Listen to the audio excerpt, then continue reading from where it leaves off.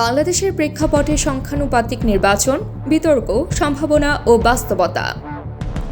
বাংলাদেশের রাজনৈতিক সংস্কৃতিতে বহুল আলোচিত বিতর্কিত একটি ধারণা হচ্ছে সংখ্যানুপাতিক নির্বাচন ব্যবস্থা।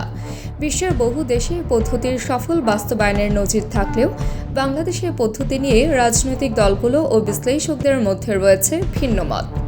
সংখ্যানুপাতিক নির্বাচন হলো এমন একটি ব্যবস্থা যেখানে রাজনৈতিক দলগুলো জাতীয়ভাবে প্রাপ্ত ভোটের অনুপাতে সংসদে আসন পায়। ফলে কোনো একটি দল 10% ভোট পেলে সংসদে মোট আসনের 10% পাবে। এতে করে ছোট দলগুলোর প্রতিনিধিত্ব নিশ্চিত হয় এবং জনগণের ভোট প্রতিফলিত হয় আরও স্পষ্টভাবে। বর্তমানে প্রচলিত ব্যবস্থা। বাংলাদেশে বর্তমানে একক সংসদীয় নির্বাচন ব্যবস্থা চালু আছে, যেটিকে বলা হয় ফার্স্ট পাস্ট দ্য পোস্ট। এখানে প্রতিটি নির্বাচনী এলাকায় সর্বাধিক ভোটপ্রাপ্ত প্রার্থী বিজয়ী হন। ফলে একটি দল 30 থেকে 35% ভোট পেয়েও সংসদে সংখ্যাগরিষ্ঠতা পেতে পারে, যেখানে বাকি 65 থেকে 70% ভোট অন্য দলগুলো পায়। তবুও তারা সংসদে স্বল্প প্রতিনিধিত্ব বা কোনোটি পায় না। এই ব্যবস্থায় মূলত দুটি বড় দলের আধিপত্যই বজায় থাকে। বাংলাদেশের ক্ষেত্রে আওয়ামী লীগ ও বিএনপি।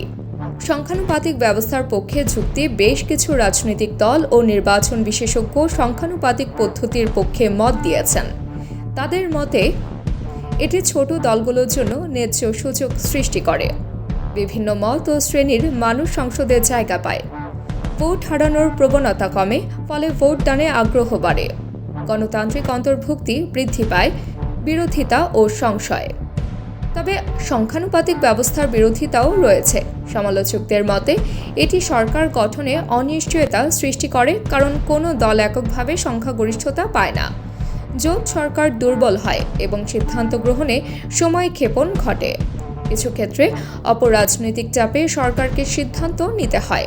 বিশ্লেষকরা বলেন, বাংলাদেশের মতো রাজনৈতিকভাবে অস্থির ও সংঘাতপূর্ণ পরিবেশে পিআর ব্যবস্থায় হঠাৎ রূপান্তর আরও জটিলতা তৈরি করতে পারে।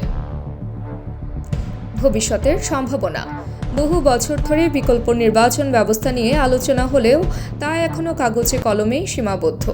2012 সালে নির্বাচন কমিশন গঠিত একটি কমিটি প্রস্তাব করেছিল সংসদের একটি নির্দিষ্ট অংশ সংখ্যানুপাতিক ভিত্তিতে নির্ধারণের। তবে তা বাস্তবায়ন হয়নি। নতুন প্রজন্মের ভোটার, রাজনৈতিক সচেতনতা বৃদ্ধি এবং অংশগ্রহণমূলক রাজনীতির দাবি এখন সংখ্যানুপাতিক নির্বাচন ব্যবস্থা নিয়ে নতুন করে ভাবনার সুযোগ তৈরি করেছে। তবে এ ব্যবস্থায় যেতে হলে দরকার বৃহৎ রাজনৈতিক ঐক্যমত, সংবিধান সংশোধন এবং জনগণের অংশগ্রহণে গণভোট, যা একটি দীর্ঘ প্রক্রিয়া। বাংলাদেশ কি ভবিষ্যতে আরও অন্তর্ভুক্তিমূলক ও প্রতিনিধি নির্বাচন ব্যবস্থার দিকে এগোবে, নাকি বর্তমান ধারা বজায় থাকবে, তা সময়ই বলে দেবে।